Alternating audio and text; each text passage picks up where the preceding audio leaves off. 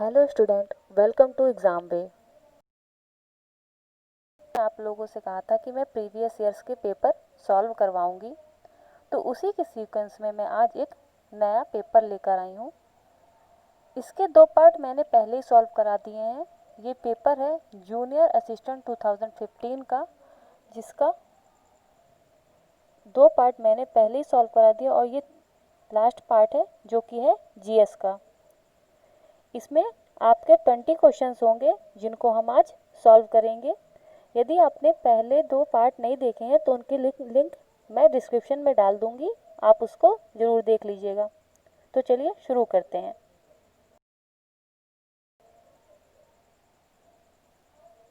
आज का आज का पहला क्वेश्चन है, भारतीय राष्ट्रीय कांग्रेस के अध्यक्ष किस वर्ष बने? 1923, 1924, 1925, 1922।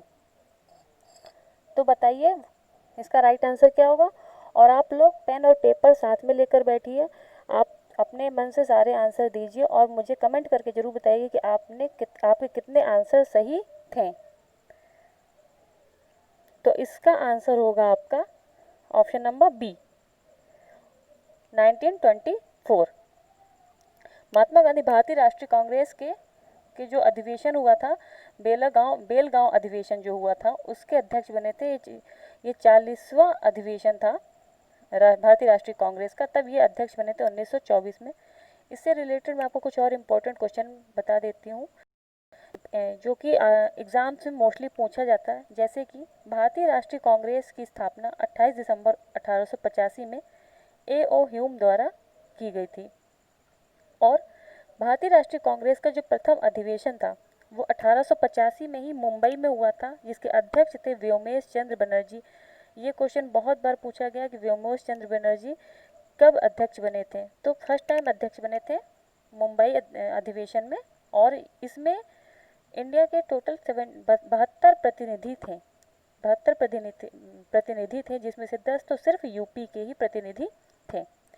दूसरा, 1886 में सेकंड कलकत्ता में अधिवेशन हुआ था, जिसके अध्यक्ष थे दादा भाई नौरोजी। तीसरा अधिवेशन 1887 में मद्रास में हुआ था, जिसमें बदरुद्दीन तैयब जी आपके अध्यक्ष थे। और एक क्वेश्चन यहाँ से भी पूछता है कि प्रथम मुस्लिम अध्यक्ष कौन थे जो भारतीय राष्ट्रीय कांग्रेस के अधिवेशन में अध्यक्षता की थी। तो ये बदरुद्दीन तैयब थे। मोस्ट इंपॉर्टेंट क्वेश्चन है, यहाँ से ये बनता है। और फोर्थ अधिवेशन 1888 में इलाहाबाद जॉर्ज यूल के समय में हुआ था। और एक और इम्पॉर्टेंट आपका अधिवेशन है वह 1925 का 41वां अधिवेशन, जो कि कानपुर में हुआ था, और इनकी जो अध्यक्ष थी वो सरोजनी नायडू थी। नेक्स्ट क्वेश्चन, क्रीमी लेयर संबंधित है बायोस्फीयर से, सामाजिक एवं आर्थिक हालात से, कुक्कुट पालन से, या दुग्ध उत्पादों से। इसका राइट आंसर बताइए क्या होगा।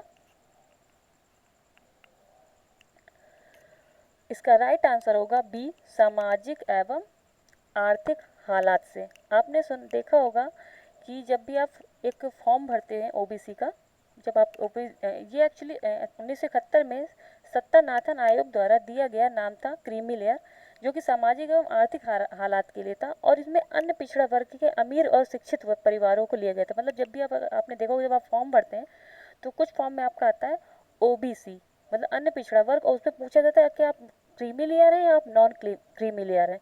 तो ये उसी क्रीमी लेयर की बात की। तो क्रीमी लेयर किस लिए था? सामाजिक एवं आर्थिक हालात को देखते हुए कि जो शिक्षित और अमीर परिवार है उनको क्रीमी लेयर में, और जो कम शिक्षित हैं और जो गरीब हैं उनके लिए नॉन क्रीमी लेयर कैटेगरी बनाई गई थी। नेक्स्ट क्वेश्चन,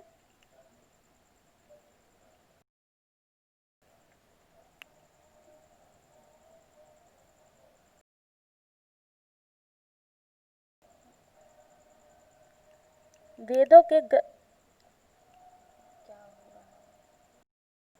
वेदों के गद्य प्रकरण क्या कहलाते हैं? आपको ये बताना कि वेदों के जो गद्य प्रकरण है वो क्या कहलाते हैं। संहिता, ब्राह्मण, आरण्यक, या उपनिषद।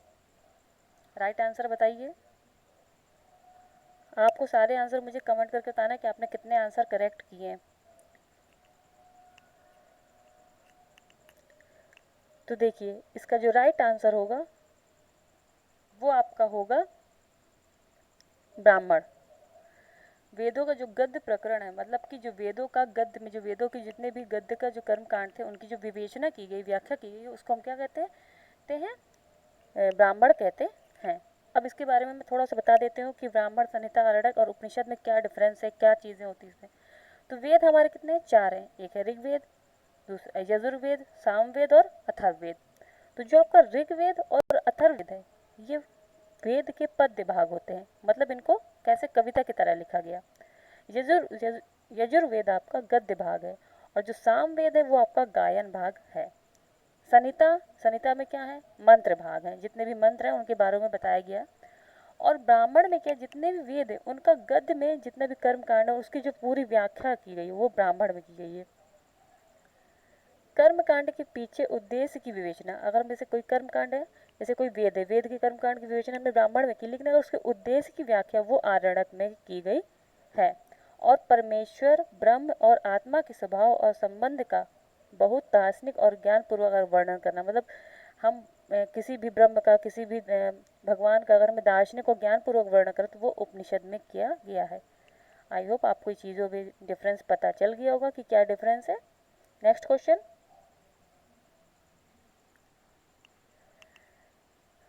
भारतीय फुटबॉल की निम्नलिखित में से किस राष्ट्रीय प्रतियोगिता का आरंभ 1945 में हुआ था? Durand cup, DCM cup, Scissors cup या संतोष कप? तो देखिए सारे फुटबॉल से रिलेटेड है, लेकिन आपको ये बताना है कि 1945 में कौन से फुटबॉल के राष्ट्रीय प्रतियोगिता स्टार्ट की गई थी? तो right answer is B, DCM cup. DCM cup 1945 में शुरू किया गया था, और यह देश में ही खेल, हमारे देश में इंडिया में ही खेला जाने वाला टूर्नामेंट है, लेकिन इसमें विदेश की बाहरी टीमें आती हैं गेम्स खेलने के लिए। संतोष जो आपकी ट्रॉफी है, संतोष ट्रॉफी 1941 में स्टार्ट हुई थी, और जो डूरंड कप है वो आपको 1888 में स्टार्ट हुआ था। Next question, Lal Bahadur Shastri stadium स्थित है नई दिल्ली, हैदराबाद, इलाहाबाद में या कानपुर में? आंसर दीजिए इसका। लाल बहादुर स्टेडियम कहाँ पर स्थित है? जितने भी क्रिकेट लवर्स होंगे उनको तो पता होना चाहिए, जितने भी क्रिकेट लवर्स हैं, क्योंकि क्रिकेट मोस्टली जो ऐसे स्टेडियम्स में, ओपन स्टेडियम्स में खेला जाता है, तो उनको तो पता होना चाहिए। जल्दी से आंसर करके बताइए। बाकी सबको भी पता होना चाहिए, लेकिन क्रिकेट लवर्स को ज़्यादा पता होना चाहिए, क्योंकि वो उन्हें पता होता है ना कि आईपीएल कहाँ हो रहा है, कौन सा मैच कहाँ हो रहा है। सो जल्दी से आप आंसर दीजिए इसका। तो लाल बहादुर शास्त्री स्टेडियम, जिसको हम पहले फतेह मैदान कहते थे, ये आपका हैदराबाद में स्थित है। हैदराबाद कहाँ पर? तेलंगाना में स्थित है। और ये 19 और जो इसका पहले पुराना नाम था वो फतेह मैदान था, और 1967 में इसका नाम बदलकर लाल बहादुर शास्त्री स्टेडियम कर दिया गया था। नेक्स्ट नेक्स्ट क्वेश्चन, पराध्वनिक गति का मापांक किस इकाई में होता है? मैक, नॉट, रिएक्टर या हर्ट्ज? तो जो पराध्वनिक गति का जो मापांक होता है वो आपका मैक में होता है। नॉट में आपको क्या होता है? नॉट में हम नॉट मील बताते हैं। नॉट मील हमारी समुद्र की चाल होती है। समुद्र की चाल अगर हम बताने तो हम नॉट मील बताते हैं। भूकंप की तीव्रता अगर नापने तो रिक्टर स्केल में। और हर्ट्ज की बात करें तो वो आवृत्ति हर्ट्ज में मापी जाती है। नेक्स्ट, रक्त लाल दिखाई देने का कारण होता है प्लाज्मा, कतिपय स्रावों का होना, लोहिताणु या हीमोग्लोबिन? तो the right answer is D, haemoglobin. Next, जब जल जो साबुन लगाने पर अच्छा झाग नहीं बना पाता है क्या कहलाता है? क्या कहते हैं उसे? खारा जल, भारी जल, मृदु जल या संक्रमित जल? क्या कहते हैं आप इसका आंसर बताइए। जल जो साबुन लगाने पर अच्छा झाग नहीं बना पाता उसे हम बोलते हैं खारा जल। खारा जल जो होता है वो आपका अच्छा झाग नहीं बनाता, जबकि जो आपका मीठा पानी होता है, मीठा जल होता है, वो आपका अच्छा झाग बनाता है। नेक्स्ट क्वेश्चन, निम्नलिखित में से कौन संसार में सबसे अधिक तीव्रता से काटता है? अफ्रीकी बिच्छू, पनामा की दीमक, ऑस्ट्रेलिया की गिलहरी, भारतीय कोबरा? राइट आंसर है पनामा की दीमक। पनामा का दीमक जो सबसे ज़्यादा संसार में तीव्रता से काट लेता है। नेक्स्ट,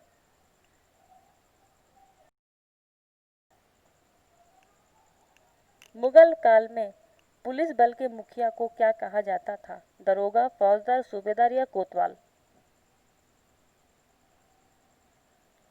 तो द राइट आंसर इज कोतवाल। मुगल काल में पुलिस बल के मुखिया को हम कोतवाल कहते थे। भारत में प्रथम गृह मंत्री इनमें से कौन बने थे? प्रथम गृह मंत्री सरदार पटेल, बाबू जगजीवन राम, मोरारजी देसाई या गोविंद वल्लभ पंत? तो the right answer is Sardar Vallabh भाई पटेल। भारत के प्रथम गृह मंत्री कौन थे? सरदार वल्लभ भाई पटेल। और प्रथम उप प्रधानमंत्री भी यही थे, सरदार वल्लभ भाई पटेल।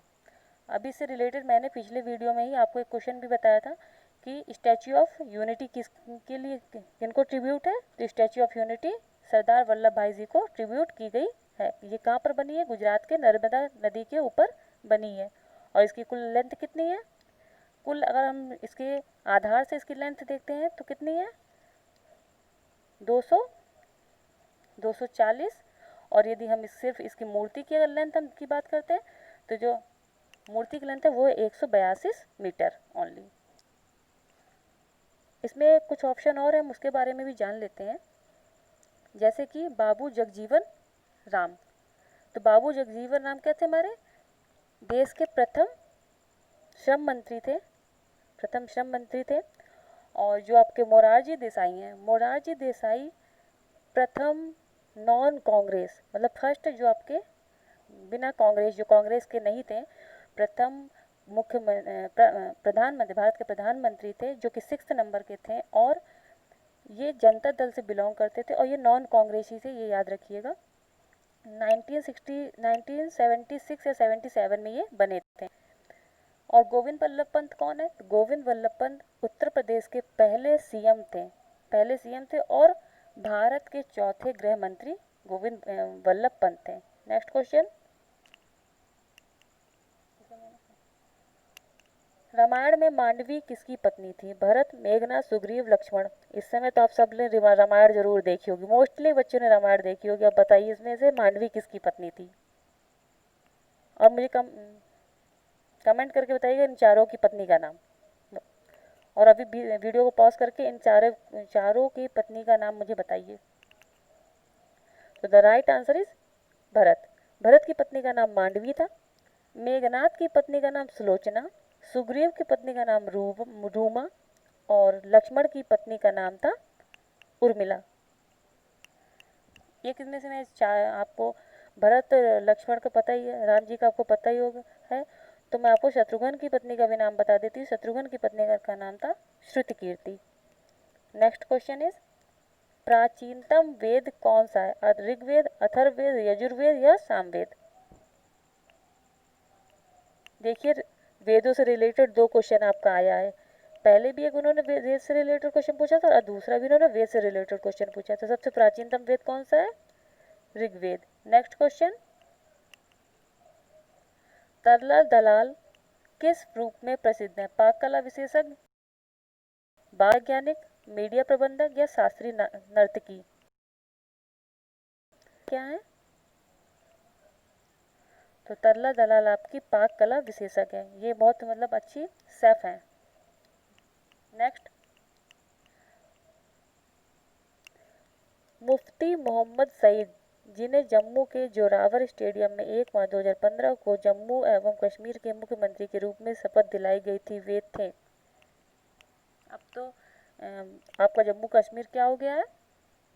यूनियन टेरिटरीज बन गया है। लेकिन अभी 2015 में पहले नहीं बना था। तो आपको मुझे ये आंसर बताना है। 1 मार्च 2015 को जोरावर स्टेडियम, देखिए यहाँ से क्वेश्चन आपको और मिल गया। जो जोरावर स्टेडियम है वो कहाँ पर है? जम्मू कश्मीर में है। ये याद रखिएगा, ये पूछ सकता है एग्जाम में आगे कि जोरावर स्टेडियम कहाँ? तो ये जोरावर स्टेडियम जम्मू कश्मीर में। अब आपको ये बताना है कि किस नंबर के मुफ्ती मोहम्मद सईद मुख्यमंत्री थे?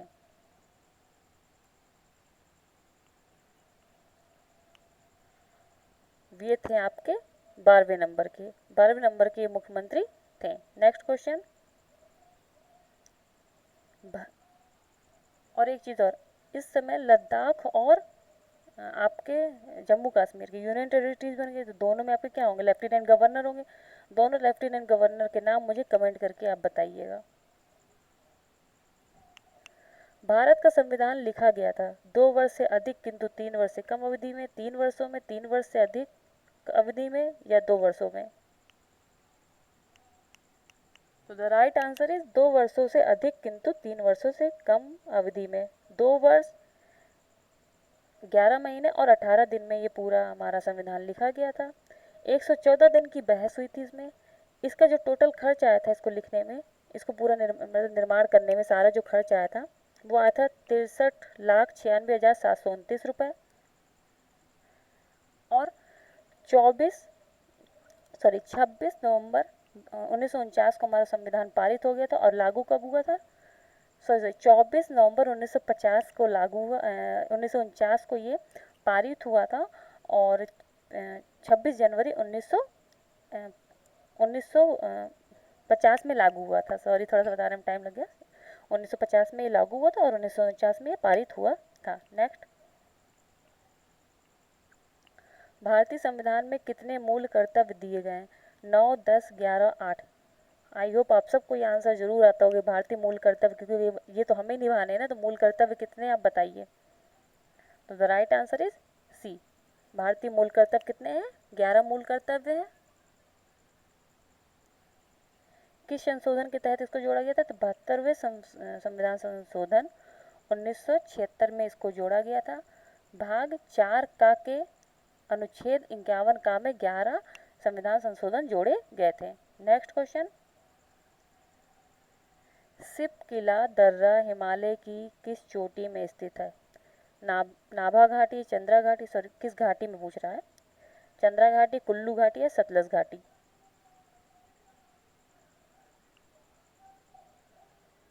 सिपकिला दर्रा जो है आपका वो है सतलज घाटी में। एक्चुअली ये तिब्बत और शिमला को जोड़ती है। जो सिपकिला दर्रा है वो आपको तिब्बत और शिमला, मतलब आपने इंडिया में तो ये हिमाचल प्रदेश में, तो तिब्बत और शिमला को ही जोड़ती है। तो तिब्बत की तरफ एक तंग घाटी पड़ती है। तो अगर तिब्बत से रिलेटेड पूछे तो वहाँ तंग घाटी पूछते हैं। और यदि हम इंडिया की बात करते हैं तो यहाँ पर ये सतलज घाटी के पास में पड़ती है, पड़ता है। और नेक्स्ट क्वेश्चन है, त्रिपुरा को कब भारत के पूर्ण राज्य का दर्जा दिया गया था? तो त्रिपुरा को भारत का पूर्ण राज्य का दर्जा आपको दिया गया था 21 जनवरी 1972। 21 जनवरी 1972 को त्रिपुरा को भारत में पूर्ण राज्य का दर्जा दिया गया था।